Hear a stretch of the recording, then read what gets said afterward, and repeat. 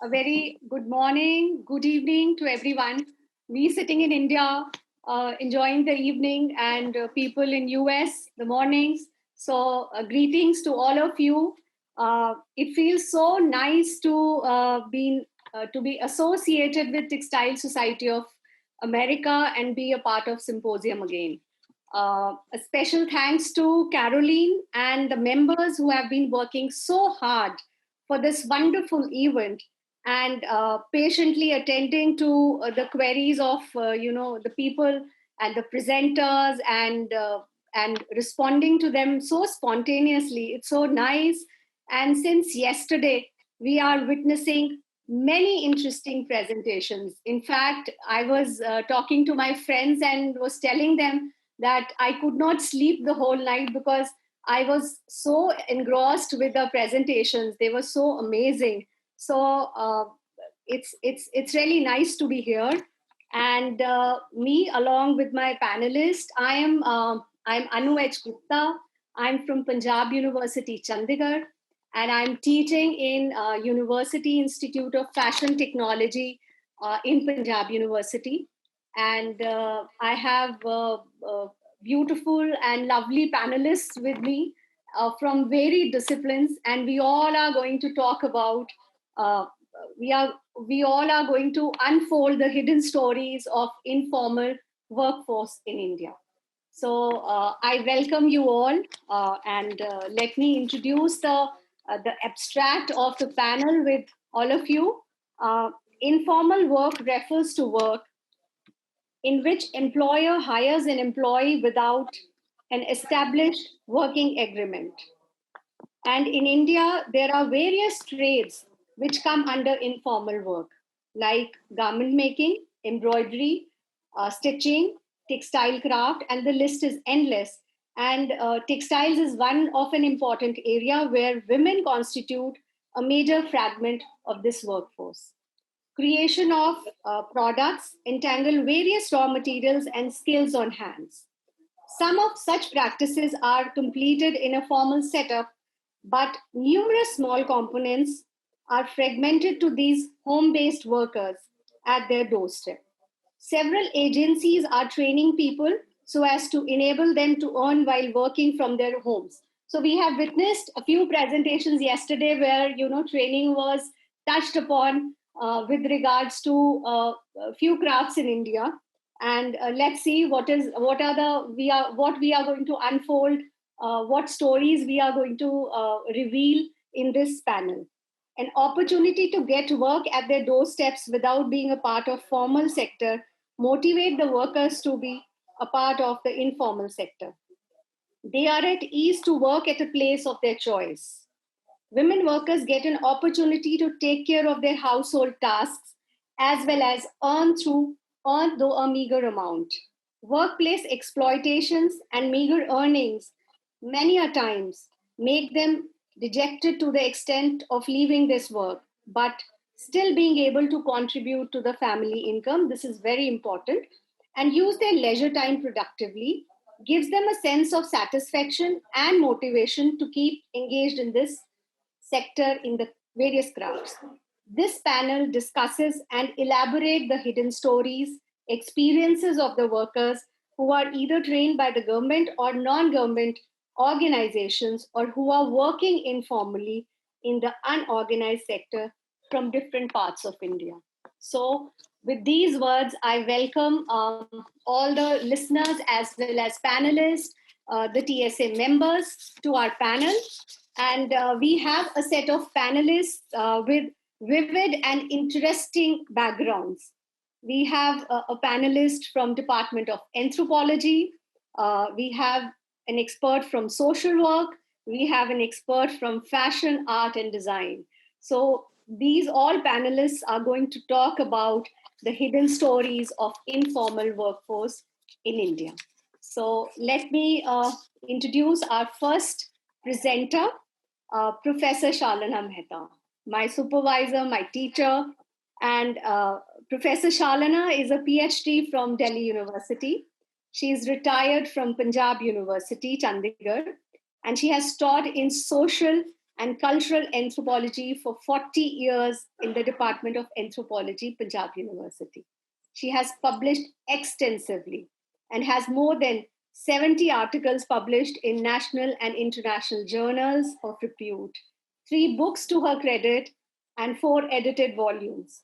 She has been a recipient of various national and international honors and awards, a UGC Career Awardee in Humanities and Social Sciences, visiting fellow, Environmental Institute, Clear Lake, Houston, Senior Ford Foundation Fellow, US, ID/PhD Exchange Fellow at IIAS Amsterdam, guest professor at University of KwaZulu-Natal, South Africa.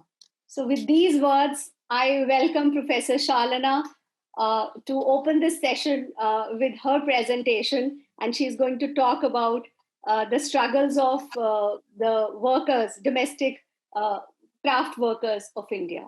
Welcome, Professor Shalana. Thank you. Thank you so much. And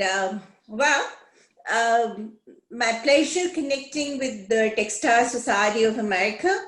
As Anu has just introduced, I am primarily an anthropologist, trained to do lots and lots of field work for decades together.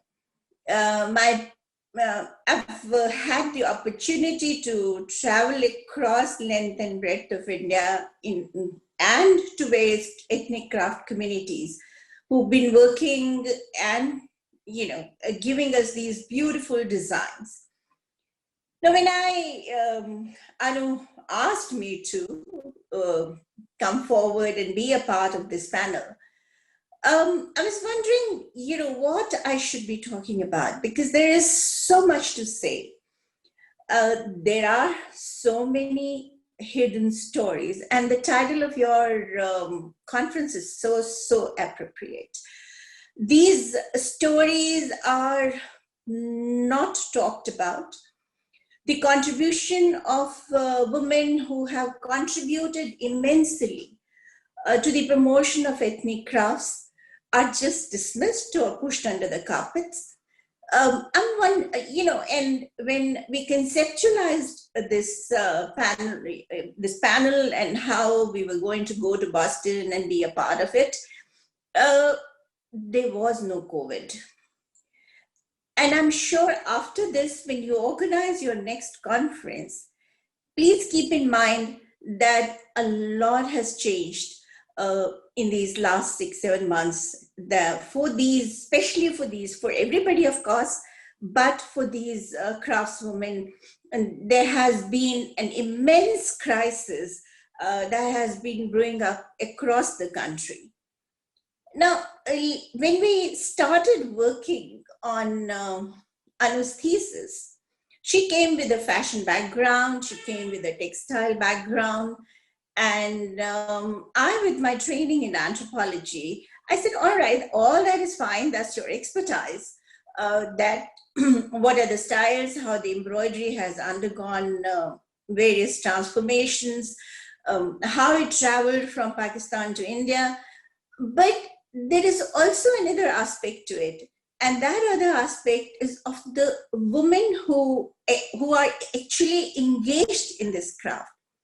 It was not only Pulkari. You see any other form of craft across the country or across the world, it's invariably been preserved, carried forward by women. Whatever the challenges of technology, industrialization, globalization, the craft has always been perpetuated, conserved, innovated by these women who were working at home. So one of the ideas with which I wish to place before you, and I wish your platform would discuss it. When embroidery was taken up as a form of a creative craft, the assumption was that this was a leisure activity. Women embroider because they love to do so. They embroider because it gives them some kind of creativity. It gives expression to their emotions, as almost in every part of the world, wherever you have some or the other form of craft. The embroidery often carries a woman's emotion, what she experiences, and then and how she sees it around, how she observes nature around her, and then translates it on a fabric. Now, what's happening is that over the years, the various ethnic crafts, as we all know, were actually languishing. Languishing because there was no, the women really didn't have a status to carry forward their activities independently on their own.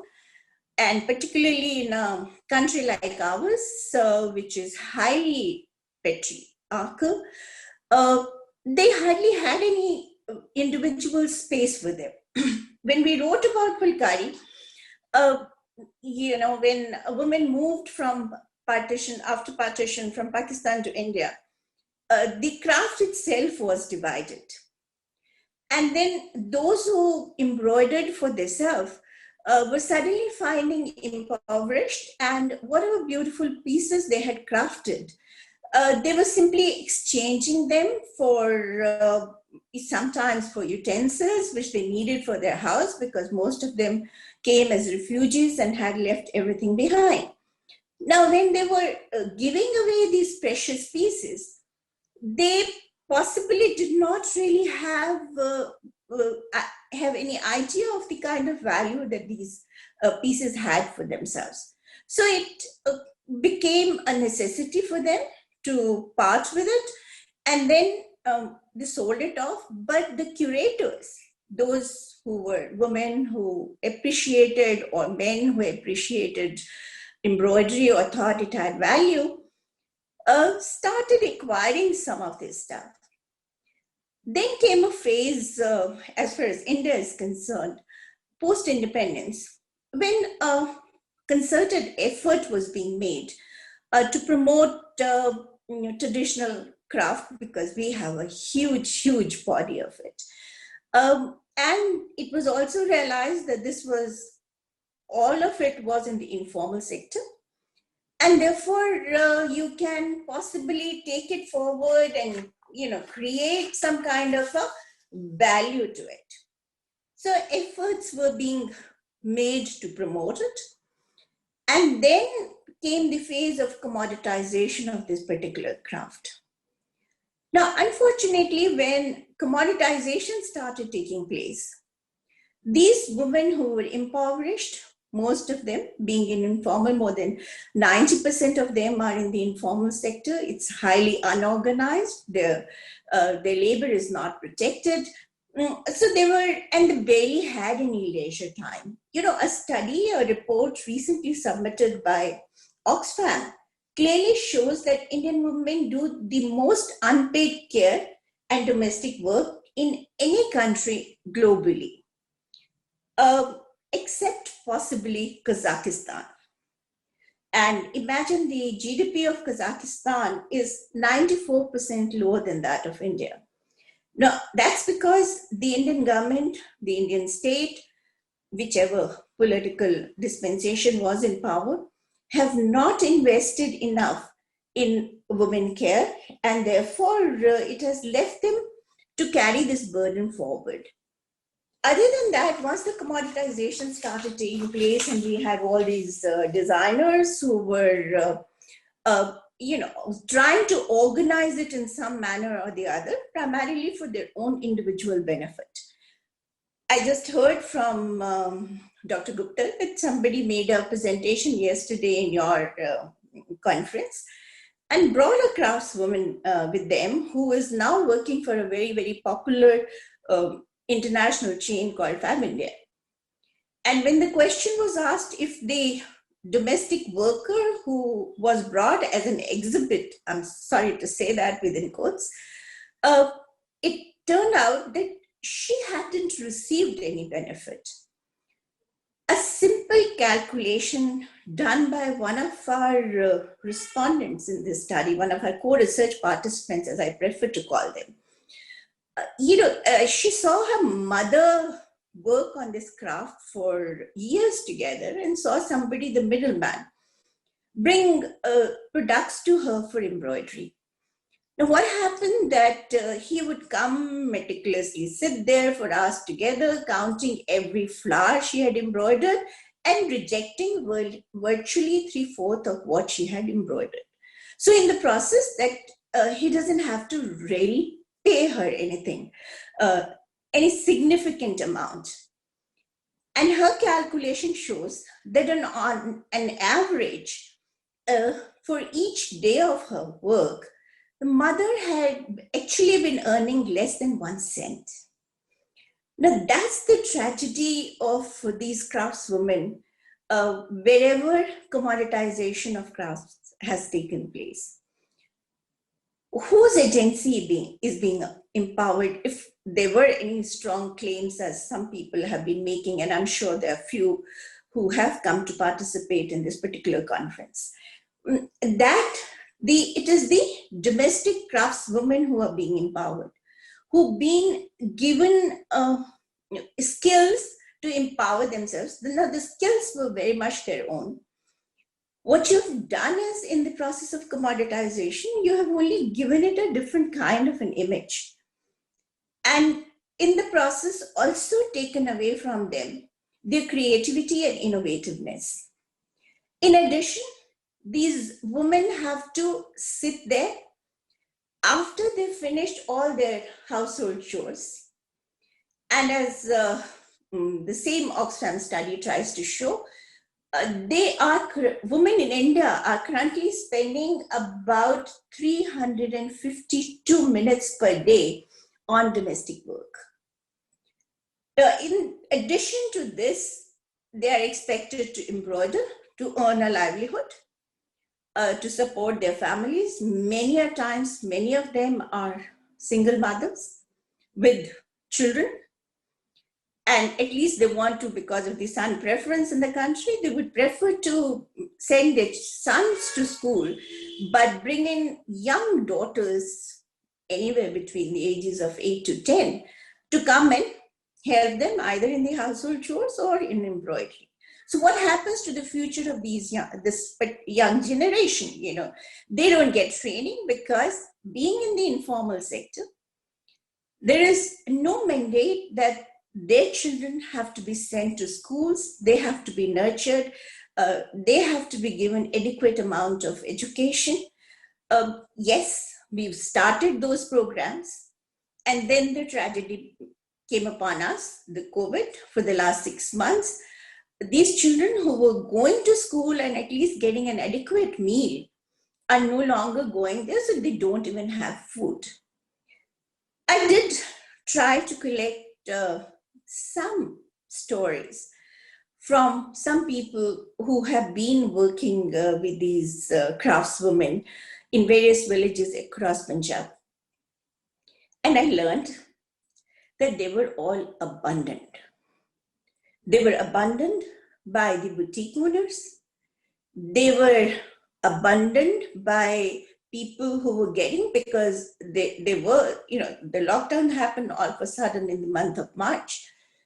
So there was no communication. Nobody could really go to them. Nobody could give them any material.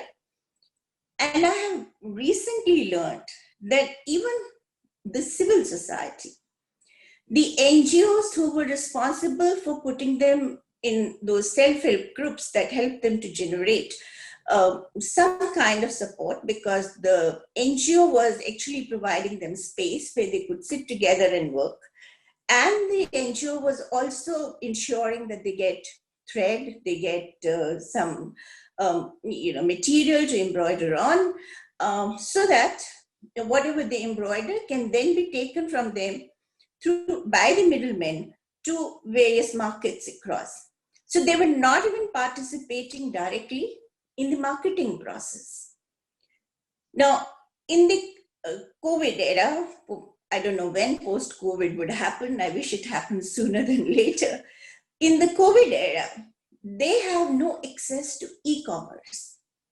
And who is going to give them that access? We have not trained them. They're not educated.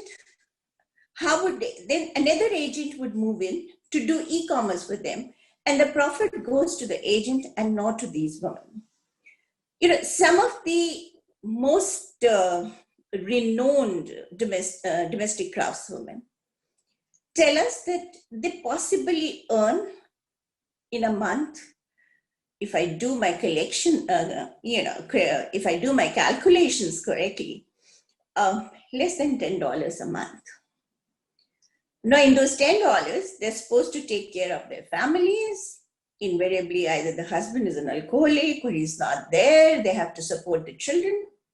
There were also several case histories that we generated where men were actually sick and the women were forced to run the house.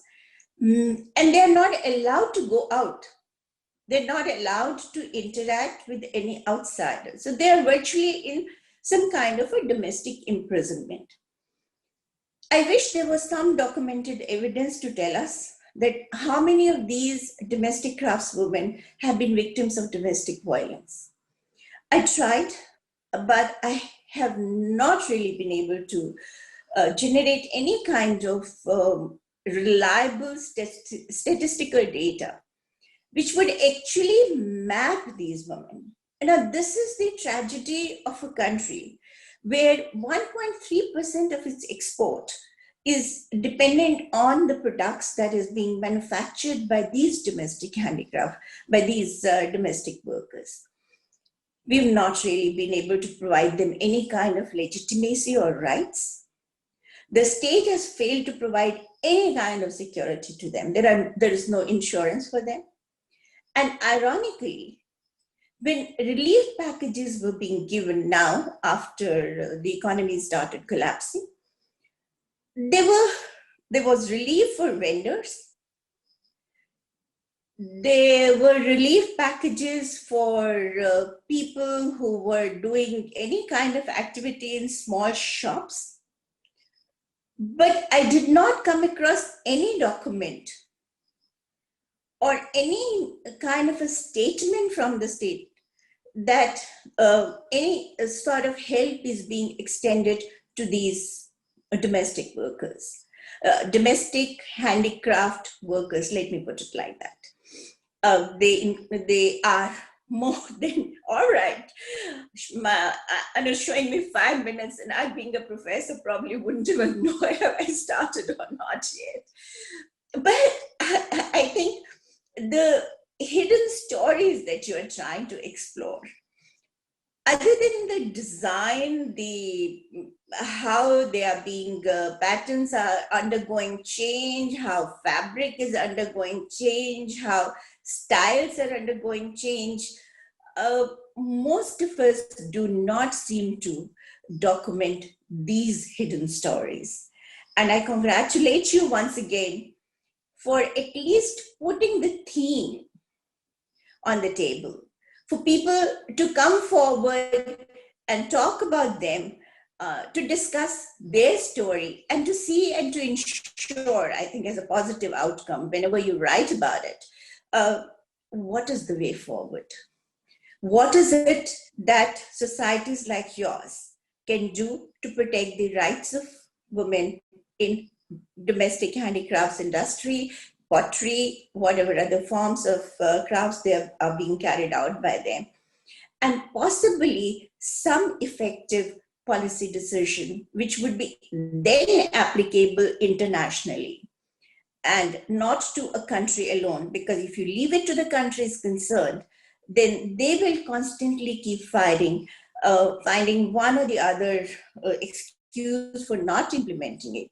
But if there is an international charter, because it's a fundamental denial of their human rights, and that is not even being recognized. So please, Textile Society of America, come forward, help people like us who've been trying to do something at our own individual level to create some kind of formal structure by which we can assure them a better quality of life. Thank you so much. And thanks a lot for giving me this opportunity to share my opinion and ideas with you. All yours, Anu. Oh, thank you. Thank you, Professor Shalana. It's been a lovely, I think it's a food for the questions that are yet to come. You have touched upon a lot of things, especially the situation of craftswomen in the COVID situation and the status of women in Punjab, and then their individual spaces, whether they have it or they don't have it. So I think lot of queries are going to come on it. So with these words, thank you, Professor Shalana, for sharing your presentation. I would like, we will do a question answer session after all the panelists are done with the presentations. So let me welcome the second presenter, Monica Munjal Singh. Monica is Associate Professor, Chairperson, Center for Social Work, Punjab University, Chandigarh. She has worked with organizations like CRID, Chandigarh, HelpAge India, and is a member of Chandigarh Commission for Protection of Child Rights and voluntary counselor for Missionaries of Charity, Chandigarh. And she has worked with Chandigarh administration. She has completed 35 reports with Ministry of Health and Family Welfare, Government of India. She has one book to her credit, and she has 37 research articles in national and international journals. And she has been awarded Indira Gandhi Gold Medal Award by Global Research Association, New Delhi, and Bharatiya Udyog Ratan for social work by GEPRF, New Delhi. So with these words, I welcome Monica on the board to talk about the women empowerment case that she wants to highlight in our session. Welcome, Monica. So my topic for today is Gujjar women empowerment in the informal sector. And for this, I have been working with the Gujjar women of Kansal and Kamwala area, which is just about 1.5 kilometers from the city beautiful of Chandigarh. And these two places, basically, the Gujjar women are, it's totally Gujjar dominated this area. And 92% of the population here is Gujars. And Gujjar castes belong to the OBC OBC category.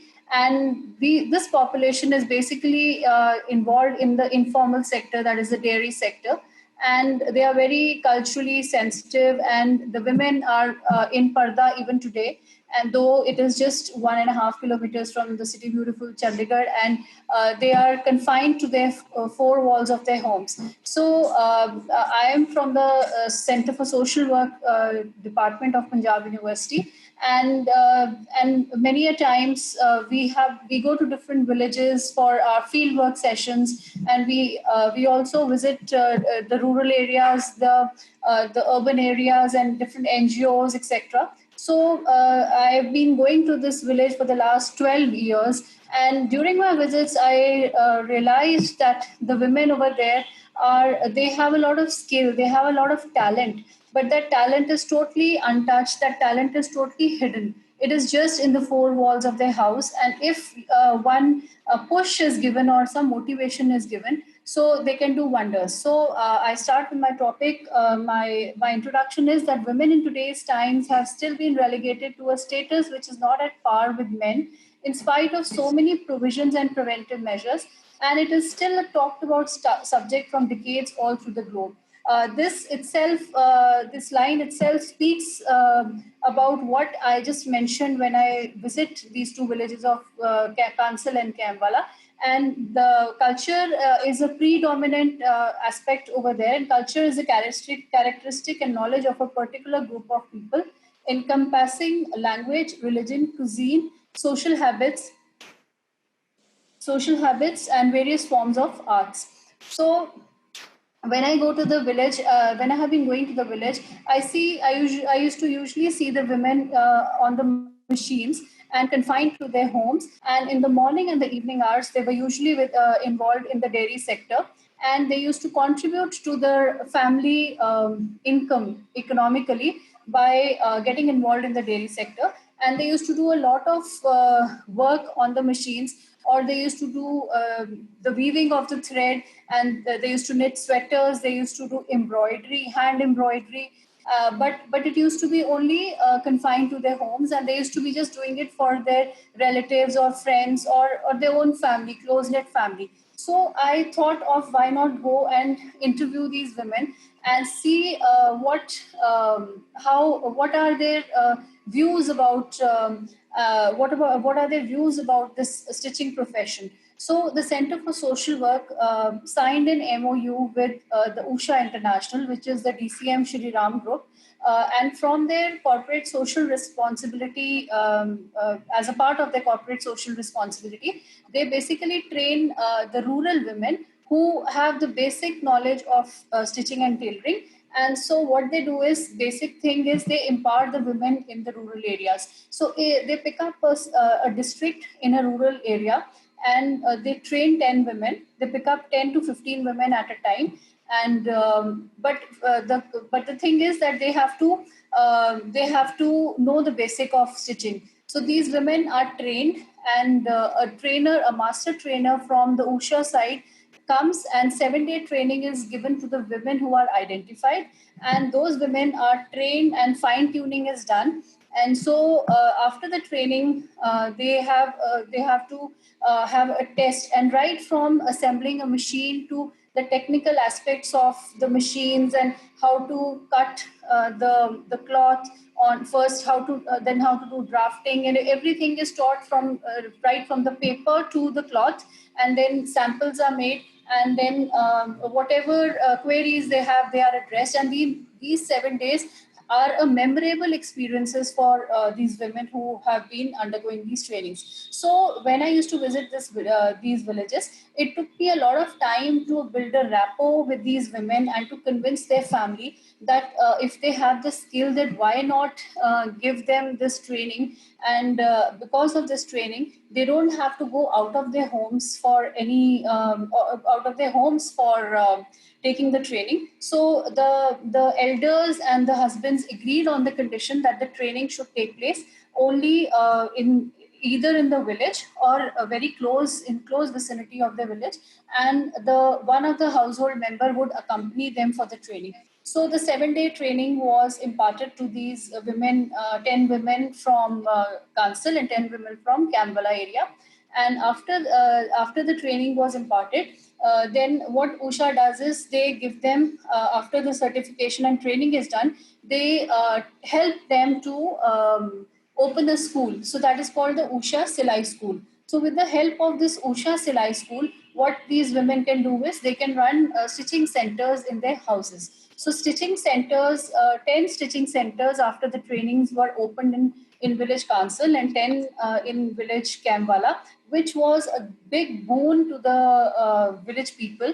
And it was like a dream come true for the women, because they totally, their personality had undergone a change, because never had they imagined that something would like this would come up to empower them. And these women were very good in embroidery. So embroidery was also taught to them. So some of the glimpses of village council, these are the meetings which were held, which we had arranged with the village elders, the women, and the volunteers from village council, who were there when we were at the convincing stage that yes, we have to undergo this training. And how you can see the women in parda, and they are still having that ghungat, which we call in India, on their heads, because it's like a mark of respect. Even in this time of, we talk about modernization, we say that we are in a modern world, and things are changing, but still these women are still so backward and illiterate. And most of the women who were trained were not even fourth or fifth passed. They just knew how to do their signatures. So it was a big thing for them to undertake the training, going out of their homes, and getting taught in whatever the vocational area which they were good in. So this was a good thing which was like there. So, and this was a welcome thought. And so these were the meetings which were held by the sarpanch and the panches and the village heads and the opinion makers who really matter in the village. Anu, can you please change the slide? So these were, again, then the volunteers were there. Then this was a training program where you can, the next slide, you can see there's a training program which was conducted at YWCA, and there were 20 women who were trained. And today there are 64 women from these villages and around the area who have been given training from Usha centers, and this is me standing there and giving them an idea of what the whole program is going to be and how will it help them in future. And their family members also accompanied them for all 7 days, which speaks volumes of how much insecurity they have and how much dominance culture has. So this is the Usha workshop which is going on, and so these women are also given a free machine at the end of the training. So a fully automatic machine is given to them, a certificate is given to them, which is like a magic wand for them, because after this certification and after a machine, because they don't have to tell their family members to buy them a machine, or if they have to run a school. So if they are already having a machine, so an additional machine is there. So that is also taken care of by Usha. So then, after the certification, when they get the certificate and a school is open, Usha Silai school is open for them. So this also gives them a recognition in the society. So they get orders from different companies. They get some boutique people, women. Kind of contact them, and they give them orders for stitching or tailoring, and then also they've been getting orders from the hospitals for lab coats or uniform for the nurses. So the women's there are a lot of success stories for these women, because they have their lives are totally changed.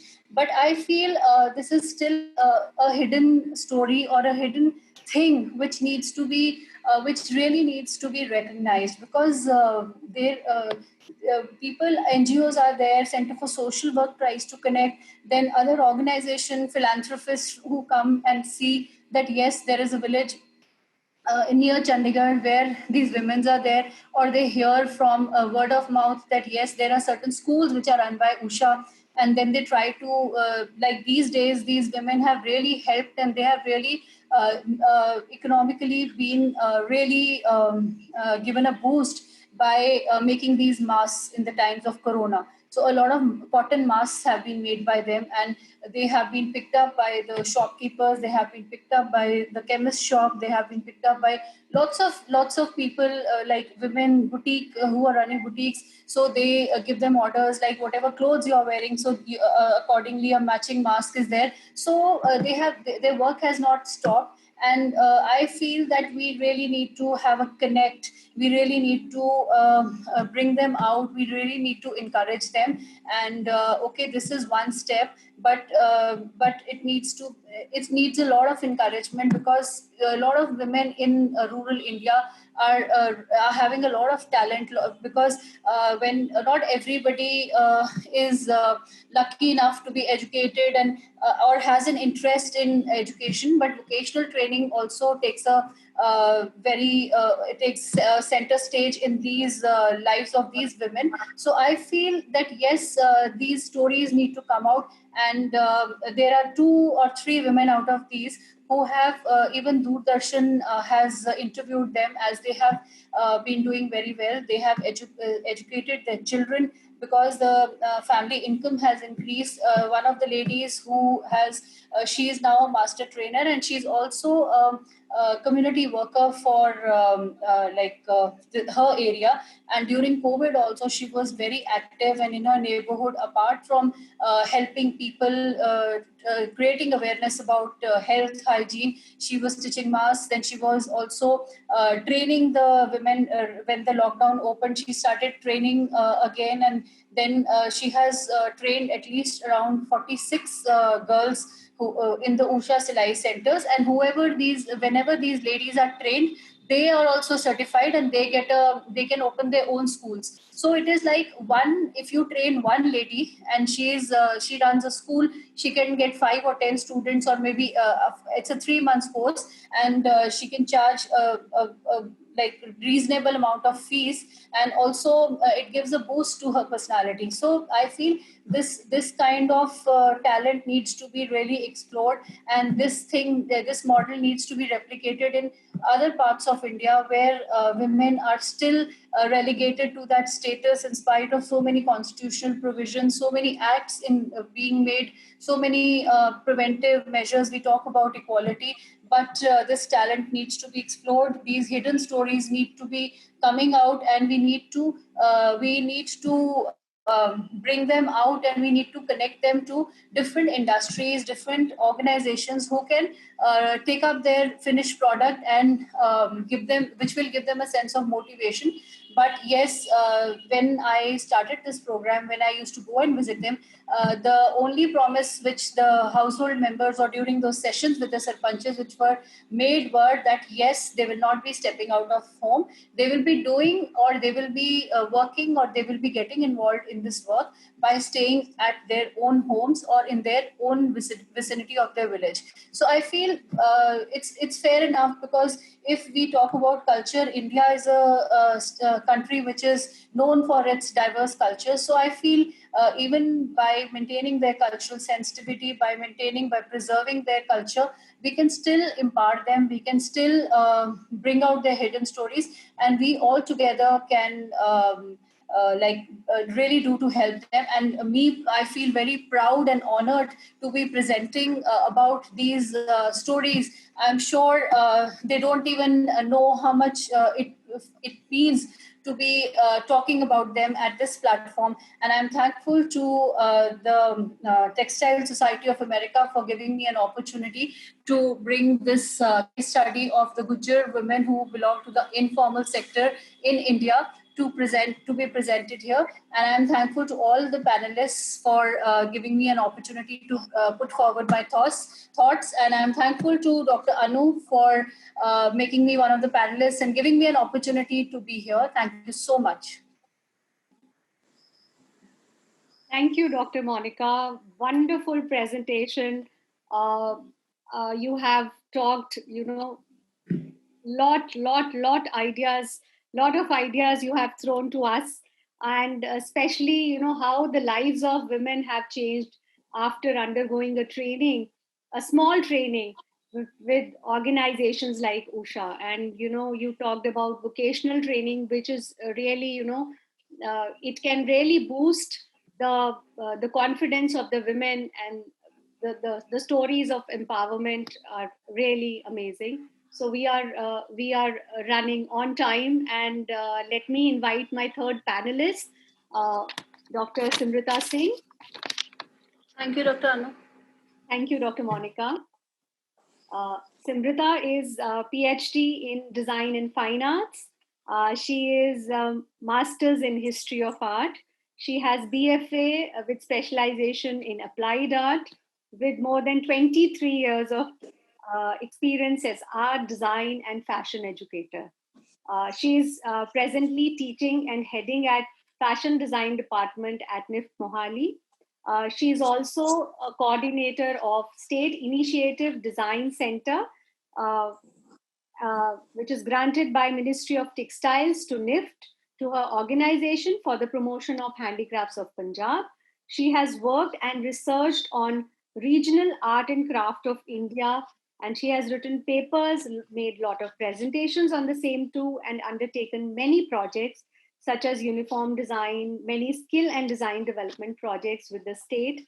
And I welcome our third presenter, Simrita Singh, for her presentation on unseen, unheard, unnamed craftswomen or craft people of Rajasthan. Welcome, Dr. Simrita. My topic for today is unseen, unheard, unnamed, the matchless and the unsung heroes of the textile art and craft of Rajasthan. It is also shared this topic and this research work with Dr. Anu. So I recently had an opportunity to travel to Jaipur. It was before the COVID set its foot here. So these are, in this picture you can see I had a great opportunity to meet and to interview and to cover this topic. So Rajasthan is known for its exquisite handicrafts, especially the textiles.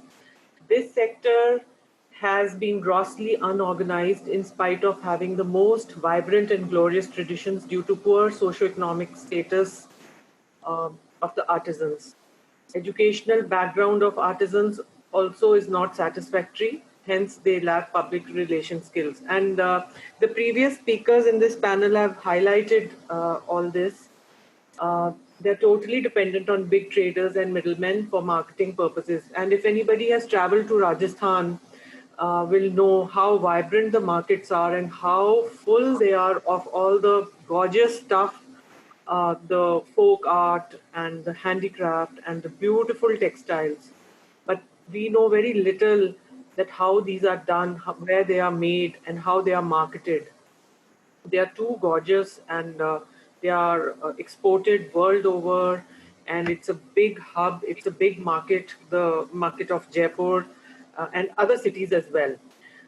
Moreover, in this era of labels and designers, the artisans, however skilled or endowed they may be, they have to work under some renowned brand of a shop, of a designer to get a regular livelihood. As we heard Dr. Shalina speaking about Fulkari, and also Dr. Monica, she just spoke. Um, However, not also all artisans are very lucky to be in the right place at the right time. These artisans work according to the design directions given to them, like the decision of the fabric, the formation, placement of motifs, color palette, the overall design or look of the fabric or the garment in accordance with the latest trends, styling, and forecast. They lack being in touch with the latest technology also. But anyhow, uh, the Indian, we know India has a great heritage of textile. It has a glorious textile heritage, and the term textile art is used for that which is made or woven completely by hand or by using only simple tools. They include objects of utility and decoration produced with a wide range of creative and design activities, including work with textiles, metals, stones, paper, etc. The history of textile art in India is ancient, dating back to almost 5,000 years. The first surviving written references in the Indian subcontinent can be positioned in the Indus Valley civilization. It is interesting to note that the fascinating home craft of embroidery has an origin that can be traced to past ages. With the discovery of bronze needles at site of Mohenjo-daro, uh, it is evident that there was knowledge of needlecraft, and proceeding through the Buddhist periods, having innumerable examples of embossed embroidery motifs on the costumes of sculptured figures into the Ajanta period as well. And the striking feature, once again, is that there is a fundamental unity not only in the craftsmanship of stitch, but also in the choice of designs and the colors utilized. Each region of India is uh, has a very significant craft or handicraft depending upon its customs and history.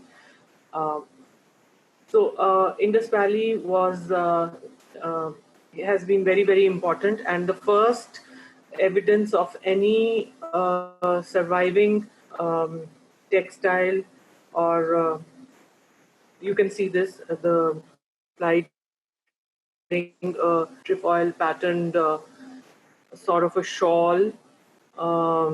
And this is very interesting. This has always been my favorite. So this is the first evidence of any textile in the Indian subcontinent. And this is the textile map of India, where we can see how vibrant it is, the textile and the handicraft map. Every region has a specific type of a textile, handicraft, and the artisans are all so well endowed and skilled, but unfortunately they are not very well known, not visible. And the textile art and handicraft of India is also an important part of culture connecting to the past and shaping the future. This is particularly true as skill is given a significant place, especially in rural and tribal Indian communities.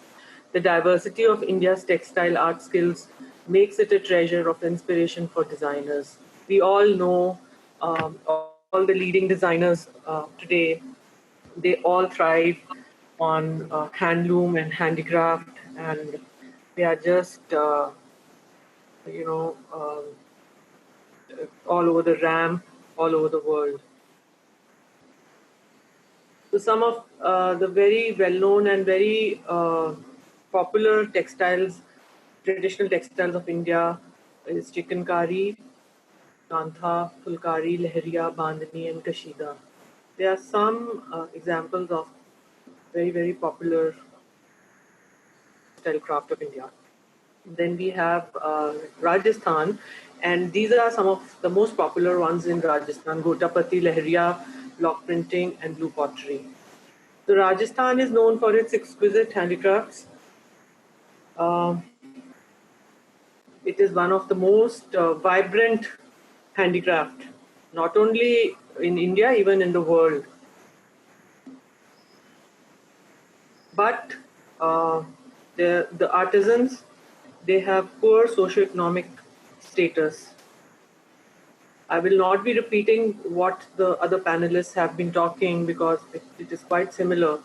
And educational background of artisans, like what Dr. Shalina also said, that there's a lot of discrimination between boys and girls. So it has a great impact on how the artisans finally work. And yes, this is a very important point, the lack of public relation skills, because they are not very well educated and they depend mostly on the middlemen and the large showrooms and designers. And they are not well versed with all the managerial and the management skills because of poor or lack of education. So again, they can't really reach out to the market. Then all artisans have a lot of competition. I observed that villages were hubs. I covered a lot of artisans in a village called Bagru near Jaipur. It is 25 kilometers away from Jaipur, and a lot of block printing and indigo dyeing work was done there. And each household was doing. You can see this picture is from village Bagru. Each household was block printing, and they were making this fabric, they were dyeing, and there was so much of competition. Nobody wanted to share any information, nobody wanted to give any clue what was happening in the village, where the material was coming from. You had to, it was literally hide and seek, and you had to, you know, take help of the local people to. But it was really wonderful to see such beautiful work happening. So, again, they are totally dependent on big traders and middlemen. And yes, it is an era of labels and designers, which has a lot of impact. And these uh, artisans remain unseen, unheard. This is the vibrant textile of Rajasthan, primarily done in Jaipur, Bandhani, and Lehriya. This is tie and dye. This is done with the tie and dye technique. And this is how the workshops run in each household or someplace in a village. This is typical artisan in a village near Jaipur. And this is how they wash and they tie and they dye. And when it goes to the market, no one can even imagine the plight of the artisans. It is a really sad state. And safety is also not taken care of. Sometimes, see, you can see one hand covered with the glove and the other one is just like that, naked. So they are exposed to all sorts of health hazards. And you can make out that they are not very well educated, and they are just, they must be earning just the bare minimum. Again, what Dr. Shalina said, hardly enough to, um, survive. And most of the time they're doing household chores, and then they find time to sit and do all this on part-time basis. And yet the craft is so vibrant and so gorgeous. This is almost a finished product. So I also went to another village called Naila, which is again near Jaipur, and it is a hub for Gotapati artisans. So Gotapati is a kind of a golden fabric which is folded, twisted, cut into patterns, and beautiful patterns, as you can see in the slide, are made and are sewn. Um, and a lot of garments are made. And again, these artisans are sitting in workshops inside their homes, and some middlemen will come and give them work in bulk. So they just make pieces in mass numbers, and the middleman comes, gives them a very little amount, and takes them away. So this is a typical Jaipuri sari, much sought after by all Indian women and women all over the world who know the beauty of Bandhani, Bandhej, and Lehriya. So this artisan was sticking this to this frame called Adda, and was to start doing Gutapatti on it. You can see the close up. So all of them are almost uneducated, and they just depend on the daily work, and they work as laborers.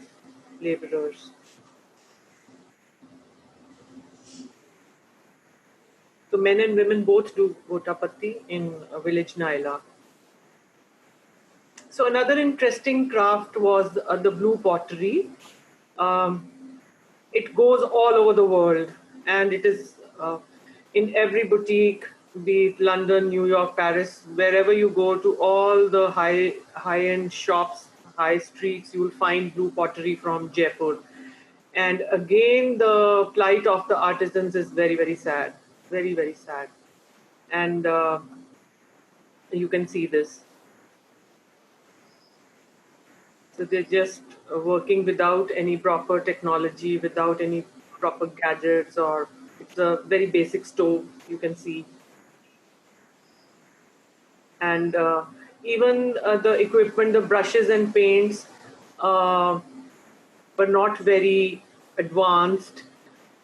Yes, the brush was very interesting. It was made out of the hair of squirrel, the tail of squirrel. That was very interesting. I found that very interesting. But otherwise, they did lack, technology and innovation. And they were not at all at par with what was happening around the world. Another important and the most beautiful craft is block printing. On the left, you can see a typical block. The blocks are also made in village Bagru, and a lot of block printing, almost all block printing is done there. Again, men and women both do, and this is a typical showroom in the middle of the village called Dosaya Wholesale Outlet, where I went to and I bought this sari. So what you see in the slides, the artisans make that, and he's a typical middleman who gives them work, who gives them orders, collects them, and sells them further. So any tourists or any people who are there, because you all know Rajasthan and Jaipur is a hub of block printing, of textiles. So it's so easy to trace him, and he has got all possible variety to choose from. And this is a typical household in Bagru, where block printing is done day in and day out. And also a lot of block making artisans are there in the village. who carve these beautiful blocks with hand tools. And they are so beautiful that it is unimaginable because it is an age-old craft done by Muslim artisans from centuries, and they are based in this village. So the block makers and the block printers both are there. So again, once again, the obstacles faced by artisans are technical. They lack technology and innovation. They lack all marketing techniques, and it is a highly unorganized sector. And economic constraints are there. They are paid hardly anything for their work. But the way ahead for the upliftment of artisans is creation and innovation in existing design, doing training programs for them, and to make sure that they keep up with the ongoing trends and market development. They should be made aware of what is happening in the market, because they hardly go out. The women hardly go out. They just get orders sitting at home. Um, so whatever design development or change in design is there, they are being told, and they just make slight changes. And then human resources and skill development, social security is very important. So all these points for revival, renewal, and restoration of the craft, and for the artisans. So the role of designers is also very, very important. They are, as I said, they are influenced by cultures and the beauty of the handicraft. And because there is so much of labor, artisans available, and so much of competition among the artisans, that uh, the highest beneficiary is the designer, because he makes the most of it and sells it at a highest possible cost. So Anita Dongre has been doing a lot of work on the Rajasthan handicraft, on block printing, and on tie and dye. And she's one of the most popular fashion designers today in India and the world over. So these unseen, unheard, and unnamed, and the matchless and unsung artisans are indeed, I think, the real heroes who lend all the glamour and glimmer to the gorgeous handlooms and handicrafts of Rajasthan. So, thank you for listening to me. Thank you, Sundata, for a wonderful presentation. There are a lot of appreciations in the chat box, that beautiful imagery along with the narratives. So you have really very well highlighted the obstacles of the artisans and what should be the solution. So a very well presented work. So now moving on, I think I'm the last one to do Yeah. the presentation. So So, can I introduce you? okay, You have fine. been I'll introduced. introduce myself, but you can. So, Dr. Anu and me have been colleagues since the past 23 years. We started our careers together at NIFT Mohali. And Dr. Anu Gupta is an assistant professor at the University Institute of Fashion Technology and Vocational Development at the Punjab University, Chandigarh. And she is a PhD with social anthropology and master's in clothing and textiles. She has worked widely on the training of artisans and skill and design development. She's headed various departments at NIFT Mohali and was instrumental in setting up of the State Initiative Design Center with 23 years of experience in education and research. And she has also authored a book on Fulkari. It is titled Fulkari from Punjab, Embroidery in Transition, and published several research papers in national and international journals. She has undertaken many industrial projects and assignments in the textile and craft sector with government as well as the non-government agencies. So welcome, Dr. Anu H. Gupta. Thank you, Simrita, for a lovely introduction. And thank you all the panelists. You have set the ball rolling, and I'm just going to, maybe I will repeat, a lot of things which have already been said. And this is a journey that I did with Professor Shalana while doing or while studying the scenes which are uh, which are there in the craftswomen homes, in their families. So I'm going to talk about behind the scenes hidden stories of craftswomen of Punjab, India. So my presentation is, the theme of my presentation is, I'm going to talk about craft of Punjab Fulkari. Then I'm going to talk about that Fulkari is a home-based work. Yes, someone has asked that informal work and home-based work, it's almost the same. It is the terminology that we have been using. And then what are the hidden stories behind making of the craft? And the craft that I'm going to talk about is Fulkari. Fulkari is an embroidered craft of Punjab, a craft where floral forms are created on the base fabric. This is the area, Punjab. This is the map of Punjab and its location in India. And here in Punjab, women embroider Fulkari, and major areas where Fulkari is undertaken is the Malwa region, which is this part, and Patiala, Sangrur, Fatehgarh Sahib, Roopnagar. These are the major areas where Fulkari is being practiced by women on commercial scale also. But yes, one can find crafts women all over Punjab.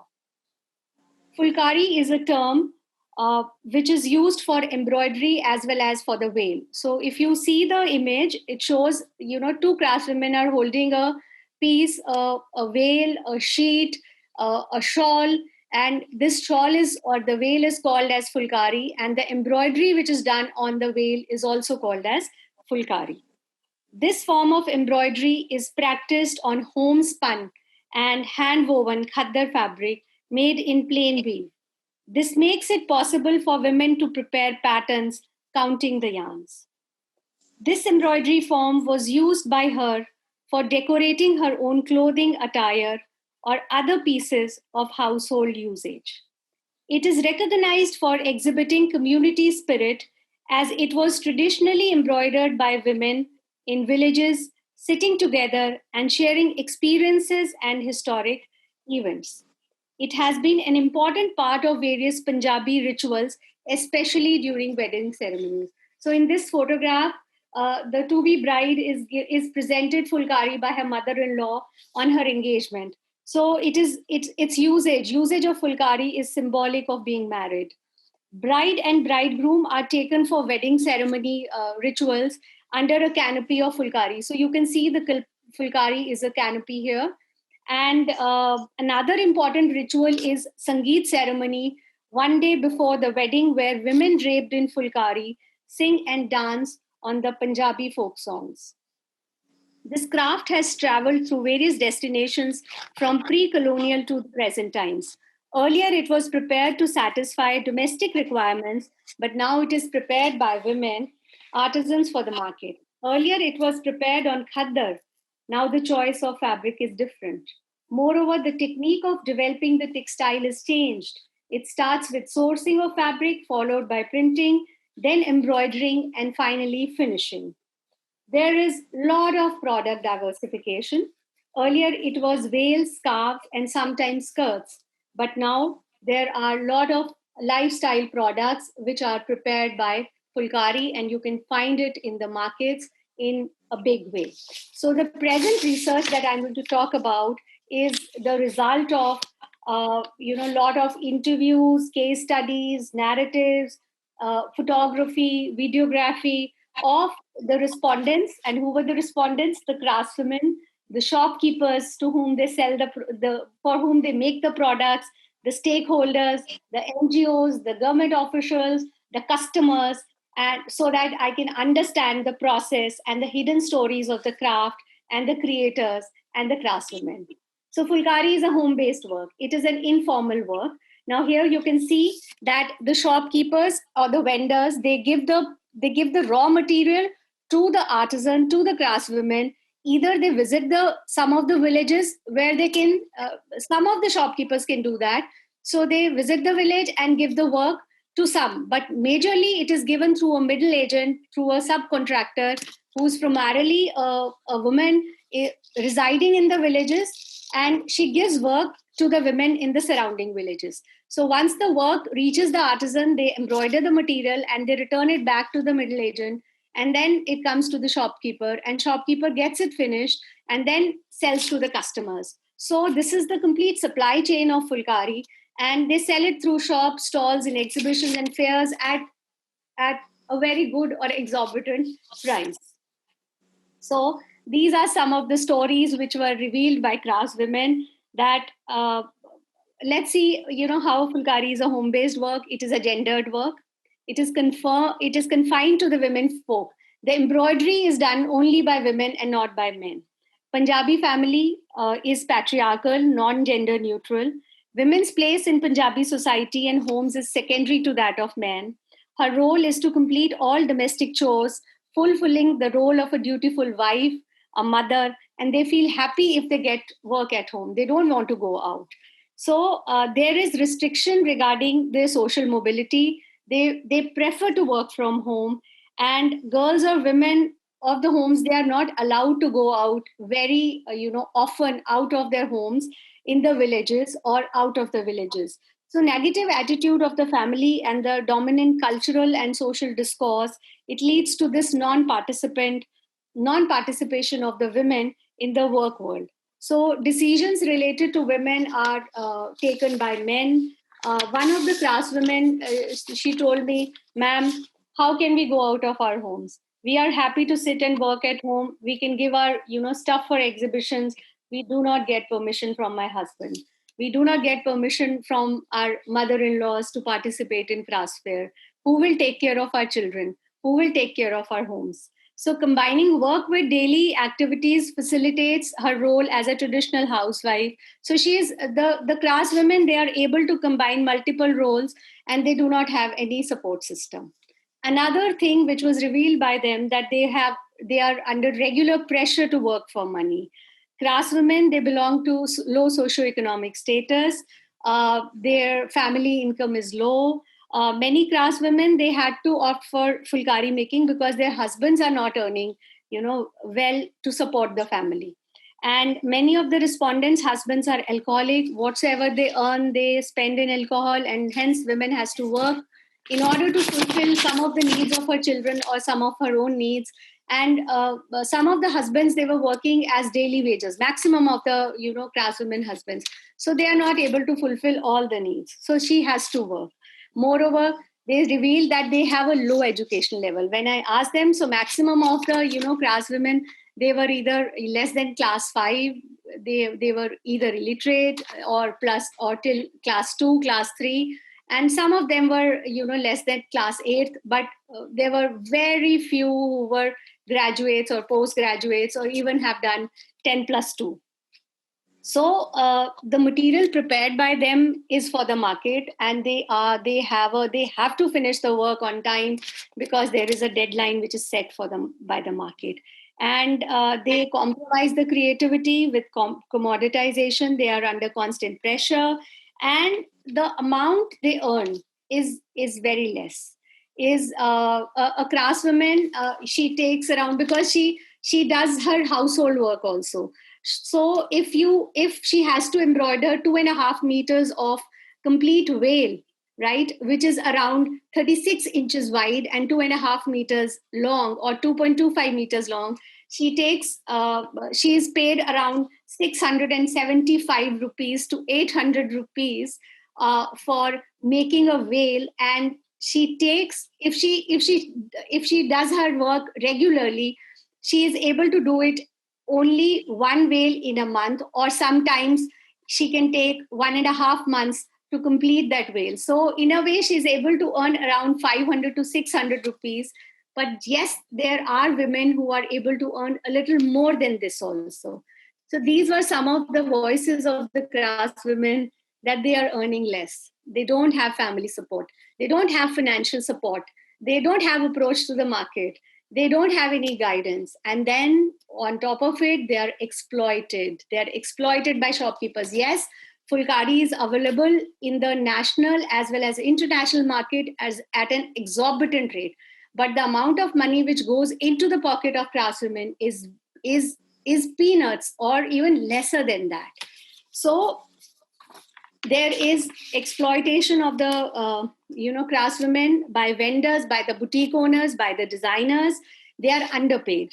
They are not even given payments due on time, because I have personally seen when I have visited a lot of shopkeepers, they don't give the complete amount to the craftswomen. They always keep some amount with them so that the worker does not run away, the craftswoman does not run away, or the middlewoman does not run away. So they have to repeatedly go to the middlewoman or the agent or to the vendor, whomsoever they are working for, to ask for money, and they always get it in very small amounts, and sometimes they have to borrow the money from here and there. Their payments are kept as a security, and sometimes they commit mistakes. They are human, but yes, their whole the money for the whole veil is not given to them, and not the product also. So another story which was revealed by them, that they don't get cash in hand. Their husbands do not give them even a penny. So they have to be entirely dependent on this fulkari making, so that they can earn something for themselves, for their children. Yes, the amount is less, but it is significant in poverty elevation and improving quality of life of that craftswoman. At least she is able to buy something for her according to her choice. And yes, middle agents are looking for artisans who are in the remote areas. They try to find out artisans, craftswomen who are in the remote areas, so that they can reach them and they can pay them as less as possible and get the work done at the minimum rate, so that they can have more margins. So another exploitation which was narrated by them are by NGOs.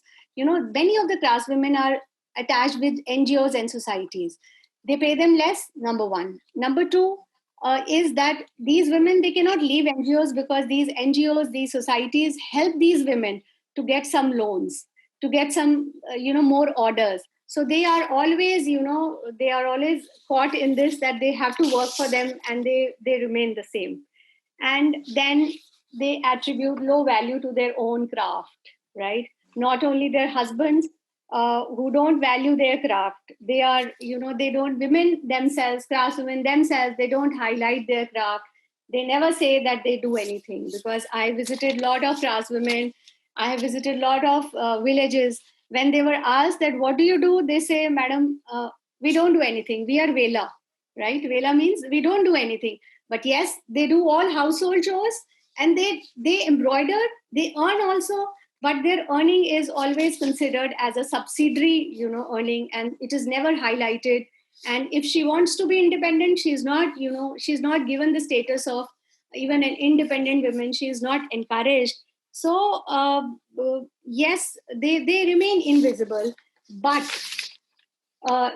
when there are some exhibitions where foreign clients are to be, or bureaucrats have to be invited, or elite class has to be invited, then these craftswomen are used as a tool to earn and create an aura of authentic product, when they are made to sit in the center of the exhibition, and the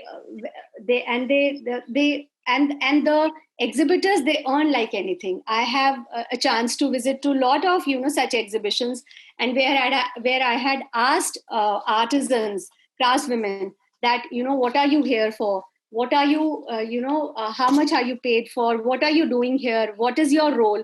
So they said that, ma'am, we are here for we just have to sit here, we just have to embroider, that's it. We don't know these people. We were told by someone else to come here and just be here for 2 days or 3 days. So they are also used as a tool. So they are made visible when more money is to be earned, and then they are compromising onto their health also, because there is a lot of pressure from the vendors to work, and they want to earn money, so they continuously work. They shuttle between their household chores and the work, and as a result they don't take care of their health also. So these are some of the problems that they gain or they acquire. And then this is all majorly because of the odd postures, the way they sit, the way they embroider. They keep on continuously embroidering, and nobody educates them how to sit. What should be the light in which they should embroider. They just need to finish the work. So yes, besides this, there are a lot of problems. There are a lot of voices, such problems which are faced by these craftswomen. But yes, there are some stories of identity making. There are some stories of self-empowerment of some of the entrepreneurs of Fulkari. Many craftswomen, they have used their skills in this craft as a vehicle to establish their own identity. Many are now independent entrepreneurs. They have now economic freedom, and this has empowered them to take their own decisions. And one of the entrepreneurs, she narrated her story to me, and it took her long to become independent, but she said that I'm not known by my husband's name. I'm known by my own name. People address me with respect as an established Fulkari wali, a lady who deals in Fulkari, who is an expert in Fulkari. And revival of this craft has given a new life to many of artisans like us. We are now able to move out of our homes. We are able to go to the market. We are able to deliver orders, procure orders, and now we are independent. And yes, it has impacted the craft also. The craft is also, it has moved up. And my life has changed in last few years, and I'm really happy. So similarly, there were many more narratives, vis-a-vis narratives of majority of craftswomen where, they wanted to leave the craft. So, but besides this, there were craftswomen who felt satisfied that at least, by learning Fulkari, there was a Fulkari training in their village. They learned Fulkari. They learned how to, stitch their garments. They have started ornamenting their own suits, own dupattas, own garments. So now they can, do their own stuff. They can save money. And one of the important factors is that now they have started saving some amount of money, whatever is they earning, in the form of self-help groups. So this is one of the self-help group who works, and they earn, some amount to establish themselves. And these self-help groups, they have their exhibitions regularly in Crafts Fair, and they are able to sell some amount. But a very little number of craftswomen can come out of their homes even to participate in these exhibitions. All the time they have been thinking of their family and their children, because there's no support back end, and they don't get the push from their husbands or their family, barring few. And the last thing that I would like to highlight is that, besides all this is one of the craftswomen who has reached heights because from an artisan to a successful entrepreneur. Now it is a fabric, it is an embroidery which has bonded the community, which has bonded the women. Women sit together, they discuss their daily routine, their happy moments, their problem, and they get the solution out of it when they embroider. So this is the best part, and this is a form of recreation for them. This is a socializing event. This is an event where they vent out their stress, and they don't get bored. And they try, whenever they have time, they embroider flowers on the veils. And one of the craftswomen said that, ma'am, unless and until we embroider even a single flower in a day, we think that at least my day is not complete. So women, they try to sit together, they enjoy with each other, and they try to complete each other's work, which bonds the community together. So these are some of the stories that I wanted to share with you.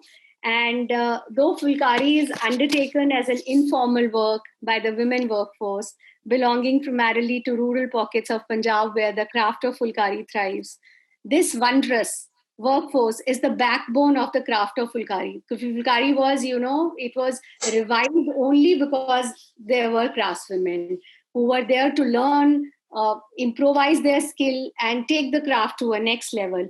So definitely we need to, these women need to be promoted, projected, presented as preservers of this age-old heritage and legacy.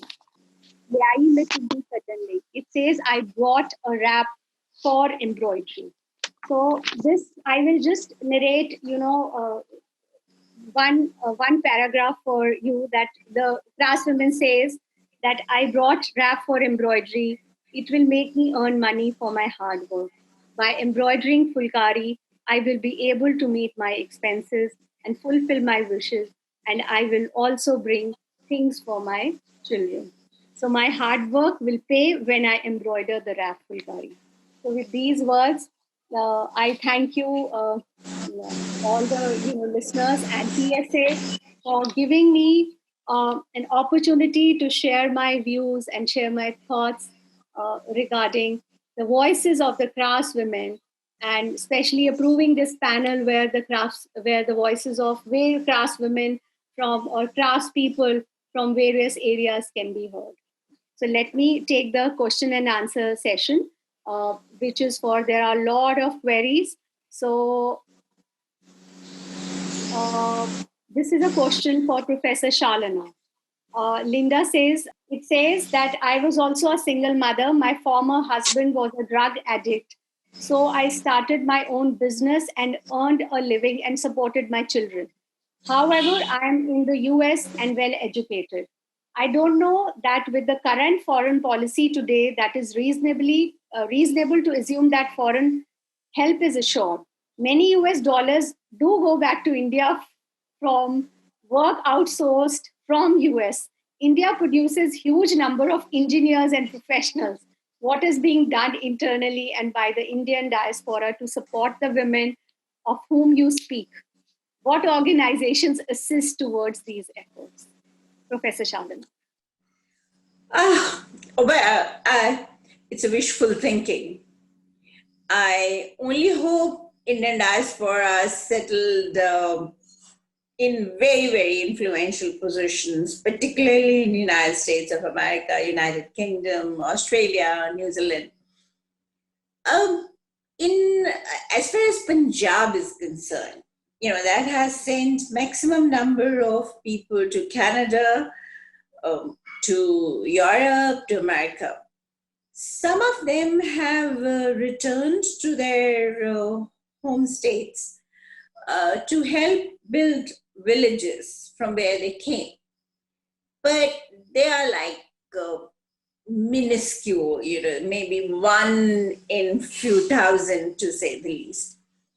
But very little, I don't know anybody, really nobody, who have understood the kind of issues being faced by the women that we are talking about. Not only in one part of the country, but across the country, including Gujarat, from where there are lots and lots of businessmen who have gone out and settled there. So there's this question being asked, they've been ignored not only by the state, but also by the welfare agencies or the funding agencies and by the civil society agency. I think most of them are not even aware of the fact that this particular form of craft, wherever it is being done, contributes almost 3% to our GDP. They're not seen at all. They remain invisible for most of the time. Somebody had asked that question, what is the difference between informal and domestic crafts? Very highly educated, qualified software engineers are now working from home.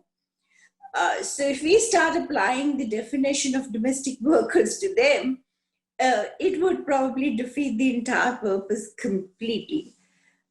So these women who are the most marginalized sections of our society are not even seen. Most of our NRIs come to states like Gujarat, Rajasthan, Punjab to do their shopping, particularly for the mega weddings that most of these countries are holding. They have, they're bothered about the designer from whom they're buying, but they've never even bothered to inquire who's the artisan or the craftswoman who's actually designed it for them. They don't even know, and some of them would be shocked. I hope the message goes across to them that how little that woman who has produced that beautiful dupatta for her, that she's going to exhibit, has been paid for. Sometimes, as I said, it is less than $1. And what she pays for it are a couple of hundreds of dollars. So who gets the benefit? It is the old boutique owner, it is the middleman who conduits between the craftswoman and the boutique owner. Now, really nothing has been done. And post-COVID times or the existing times are a total disaster. Some of them, as Anna was mentioning in her presentation, had become successful. But they'd become successful because they were going to these exhibitions and selling their products independently. There are no exhibitions anymore. Where would you hold exhibitions in COVID times? So what happens to their source of income? It's gone for good. So all that they may have achieved in the last few years is possibly not going to be sustainable. Same people who've been designing and embroidering on their own do not have the money to buy the fabric, do not have the money to buy the thread. And as I said when I was giving that brief presentation, the only way of marketing it is e-marketing. They don't even have access to computer, or to talk about computer, possibly they don't even have access to electricity. And if the village has electricity, some of them are not even in a position to pay for it. So I think we're talking about a make-believe world because what we see is what appears to us. But all those who constitute that chain, in which this craftswoman is the most neglected object, I would say. If that satisfies your query, if you can find somebody who's ready to help them, I'll be more than happy. Yeah, this is in continuation. That, by the way, the US trade deficit with India was $25.2 billion in 2018. So lots of dollars are coming to India. So it is just not being spent to help these women, or they don't have the skills to participate in the economy properly. Equally. You see, they contribute, I've said, they contribute more than 3% to the GDP. But none of them is actually being spent back on them because of the fact that they're not recognized. The state doesn't give them a health insurance. We've just listed the kind of problems, their health issues they have. There is no health insurance for them. Now, during periods like this, when there is no work for them, there is no security. So much so, as I mentioned in my presentation, when the government of India was giving a package, street vendors, there are now in the informal sector, we have the construction workers, we have the other informal workers engaged in different industries. There are now provisions given by the state, but I have not seen a single provision being made for these craftswomen. First, they're women, so nobody really thinks they make any substantial contribution to the industry.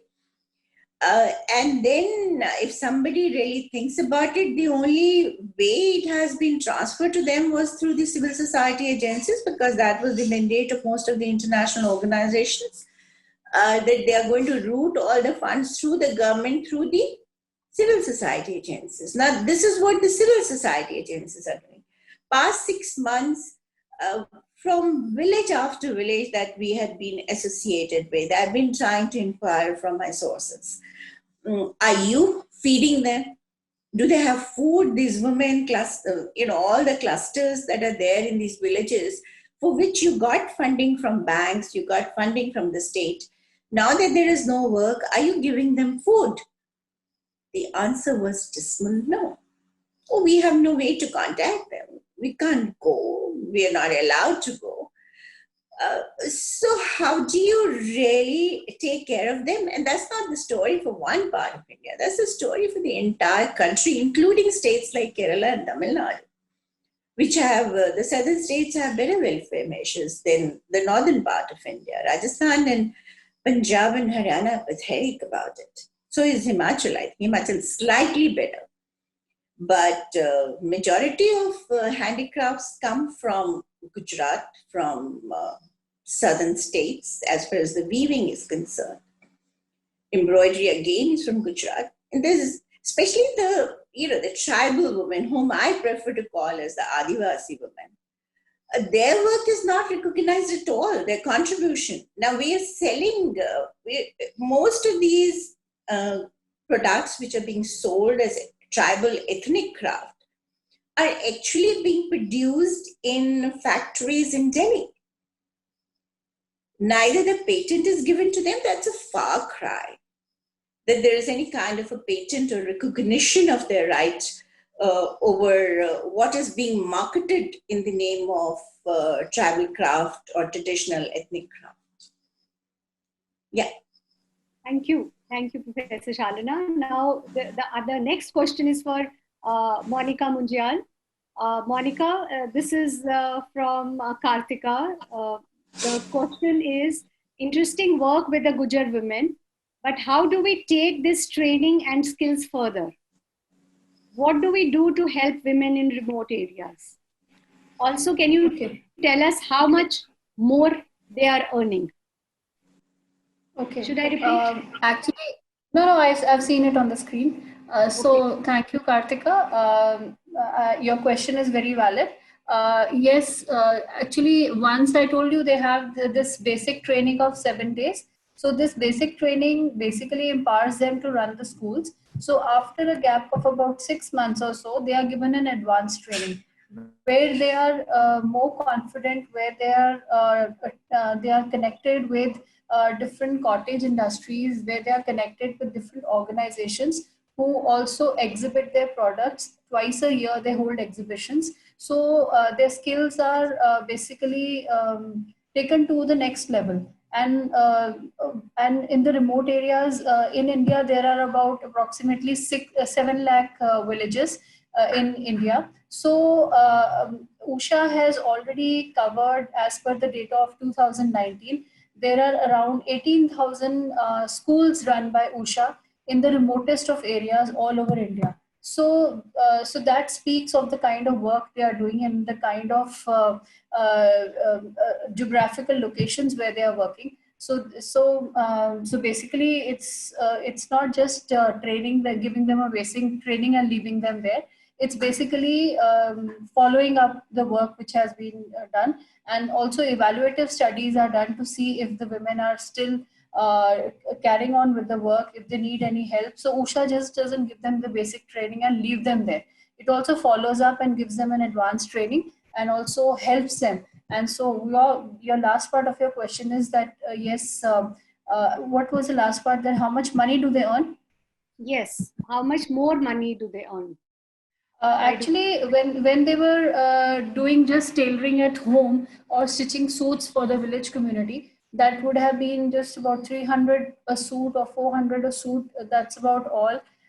400 is the maximum which a lady in a village would be able to earn, which is outside about 1,500 for a suit or 2,000 maybe also, depending on the design. So after having been trained, she's earning from as low as 20,000 to around 35 to 40,000. Depending on the Silai school, depending on how many students she gets, and depending on what orders she gets, and how much like what is her speed to complete the work, and like wherever she puts in a word, or whoever gives her the orders. So that is it depends from women to women. So the minimum is 20,000 and the maximum is around 35,000. And the success story, which I told you about, that lady who's also a community worker, today she's earning 55,000 a month just from this Usha training. And she completed about 2 years back. And in 2 years, she's earning about 55,000 a month. It can be 5,000 here or there, but 50,000 definitely. So So it is a commendable work that, the training of Gujar women has undertaken by Usha Silai School. Our next question is for all the panelists. Does the term informal sector used by several presenters refer to a rural location, no access to education, caste, or a combination of these factors, or something else? I think some part of it has already been answered by Professor Shalini.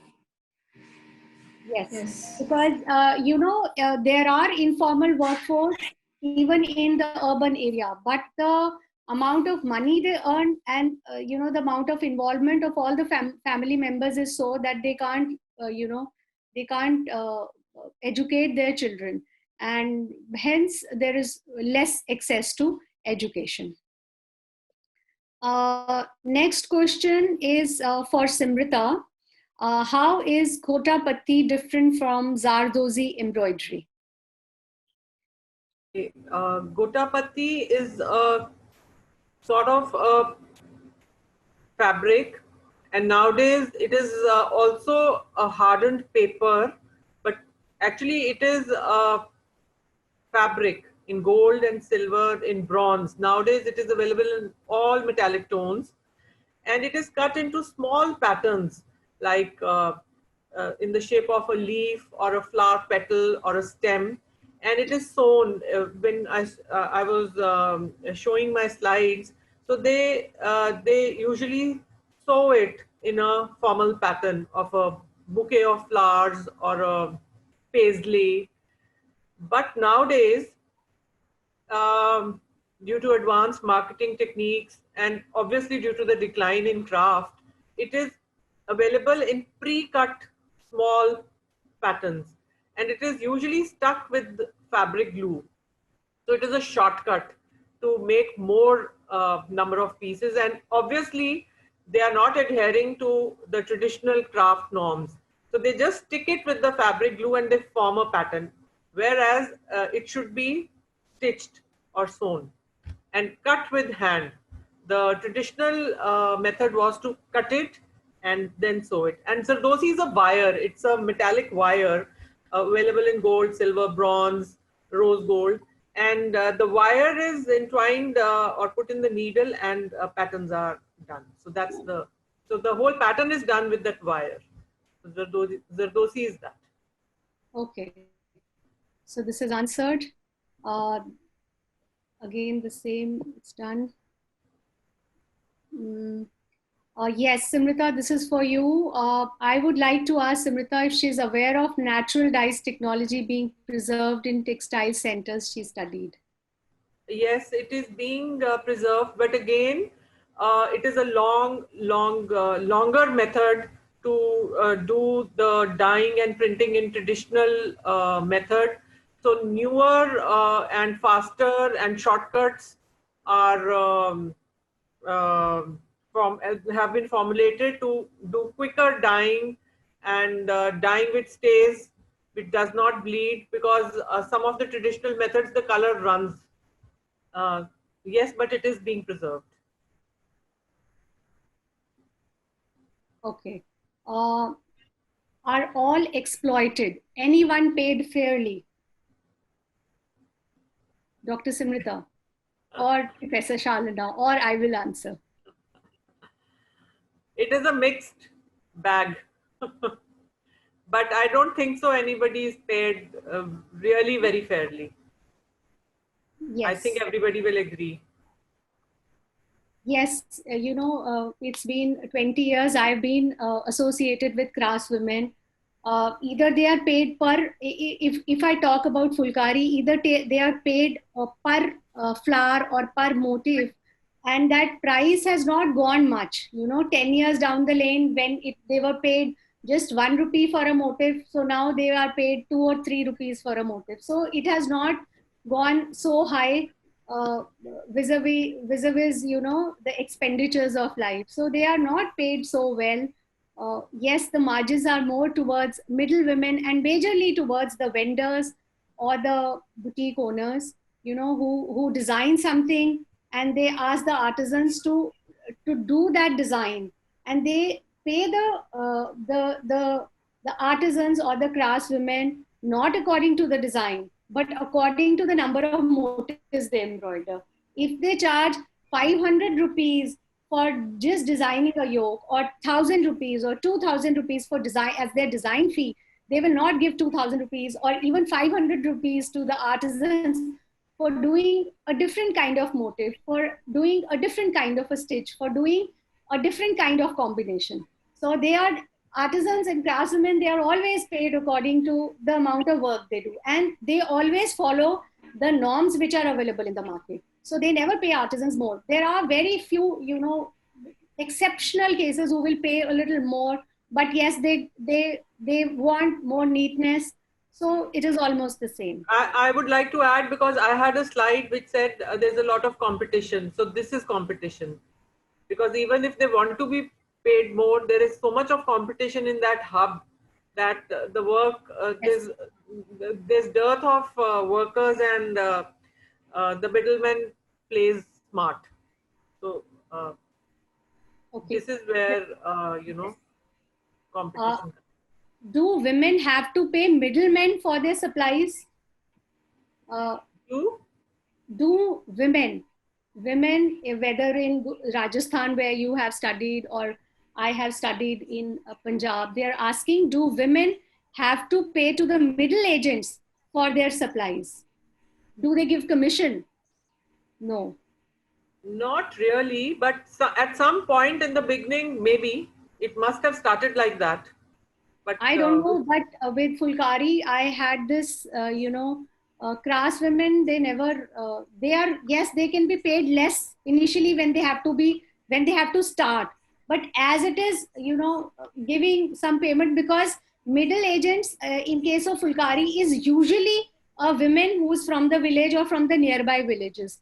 So maybe she can pay them, less if for a one motive, for a young entrant, she might, ask her to be paid instead of 2 rupees, maybe 1 rupees for a motive.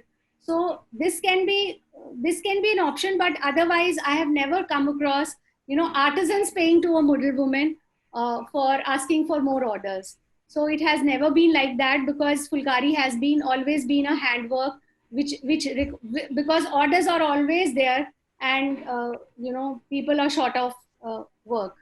So this has been answered. This is a question for me. Historically, at about what period did the colors of Fulkari change from the softer muted browns and golds and reds become more vibrant? I had always, though they were historically fairly subtle in colors.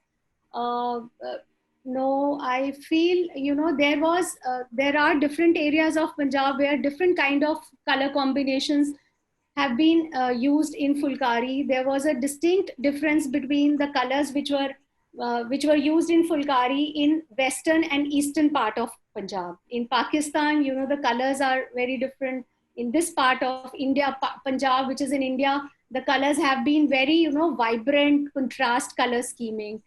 And yes, when the Fulkari, there was a decline in usage of Fulkari, nobody was making Fulkari. And when there was a revival, so these old pieces were cut again, they were made, into new products. And then, there were many NGO societies, government organizations, and other people, they came together to, give it a lease of life, start the Fulkari again. But now they have to cater to the customers.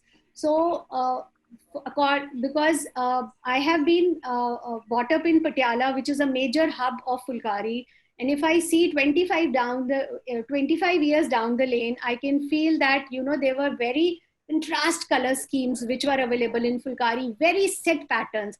But yes, with, 90s, 2000, and then when there were a lot of exhibitions, fairs, there was exchange, and online, selling of products have been started, and many design institutes which are coming up, where designers, they are working with artisans. The color palette of Fulkari has changed, and now one can see more Fulkari shops in Patiala. But yes, margins are less for the artisans. So this is how the colors of Fulkari have changed. So today you will find Fulkari even in white. You know, what I'm wearing is a white Fulkari, which you will never find it 25 years down the lane. You will find Fulkari in red, yellow, blue, all, you know, very bright colors. But yes, now you will find it in monochromatic tones, in, you know, lighter tones, darker tones. So the more color palette is there. And I hope I have answered your question. Can women have their own bank accounts? Basically, yes. If I give reference to the Usha Silai School, that's a prerequisite that yes, they have to give their own accounts, bank accounts, their Aadhaar card and their bank accounts when they are given training. And so that also is a reason that in case they don't have a bank account, they have to open a bank account. So the family is kind of compelled or is forced to open an account for them. So yes, but I'm not sure of other places.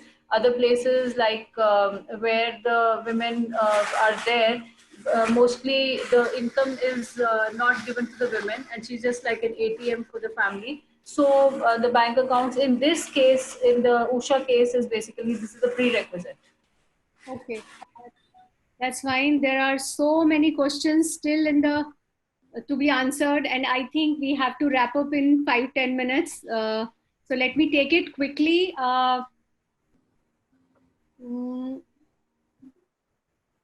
We feel that it is important to hear from the artisans who are not given a voice in their craft. For formats like this symposium, what are your thoughts on how to provide a forum for artisans to present their work and stories?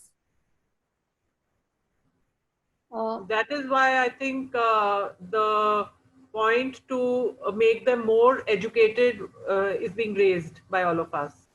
The role Yes. of education. Professor Shalana, yes, I don't know whether she has. Professor Shalana, would you like to answer this?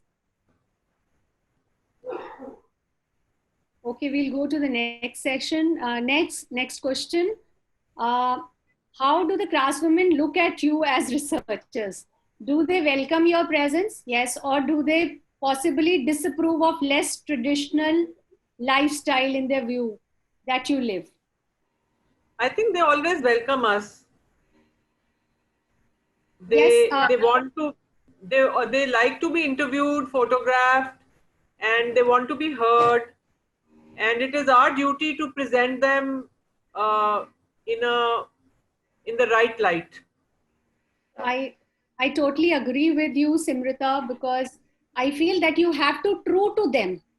You should not be, you know, cooking false stories with them that, you know, we will give you order, we will give you this, because if we do like this as a researcher, they will never, you know, believe a researcher. So for me, I have never, you know, I have never told any artisan to take out time because I'm going to give them orders. They were, you know, more than happy to share stories with me. I had, you know, I ate with them, I lived with them. So I really enjoyed with them, and they have been a great support. It is only because of their, you know, faith in us, we are able to project these stories with you. So, and, you know, and one more important thing, when you go and visit these artisans, you have to be like them. You have to connect with them. That's very important. When I was being a Punjabi, you know, that was an advantage. So I was always in a traditional Punjabi attire, so that I can connect with them. That really helped me out. And yes, you know, rapport building was very important, as Monica also projected and said that in Usha Silai trainings, that rapport building was very important. So it took us time for me, it took me some time to build that rapport. But yes, you know, they were more than happy to answer our queries. Then also if you have a participatory approach, I've always yes. like had a participatory approach with them. So in research, that then there is no problem in interacting or getting your queries to whatever questions. Okay. Perfect. Yes. Again to Yes, Monica. I'm sorry. I have to close down this wonderful Okay. session. So if But I anyone should let everybody know, I want to let everybody know that through the Crowd Compass app, you are able to contact all of the speakers. So if Okay. you have questions, you can contact them directly, and hopefully they will respond. I'm sure they will respond to your So questions. can we have these questions in the Cloud Campus so that we can, you know, answer them back? I think the people who ask the questions have to contact you again with the questions. I don't Okay. think these So will transfer. we can't Okay. save these questions. We can't save Yes, these. so please, if your question was not answered, go to the Yeah. Crowd Compass app and ask our speakers again. I'm sorry, I have to let the next Yes, group in. it So I has have been to- wonderful, you know. It was, I think we were thrown with so many queries, and we were happy to, I think, to answer to the maximum, and really enjoyed. And thank you, Pam, and thank you, And TSA. thank you. And Thank you, TSA, for everyone. giving us an opportunity to give our presentation. Thank you. Thank you very Thank much. you.